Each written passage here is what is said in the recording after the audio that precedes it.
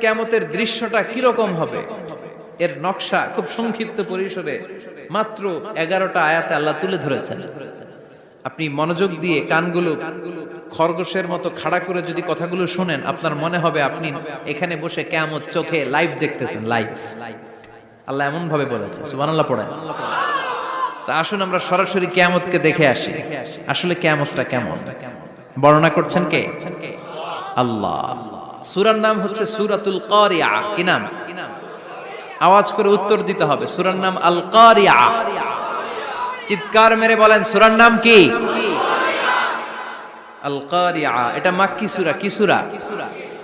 বিশ্বনবীর জীবনের দুইটা পর্ব, একটা মাক্কি পর্ব আর একটা মাদানী পর্ব। এটা মাদানী পর্বে নাজিল হয়নি, এটা নাজিল হয়েছে মাক্কি পর্বে।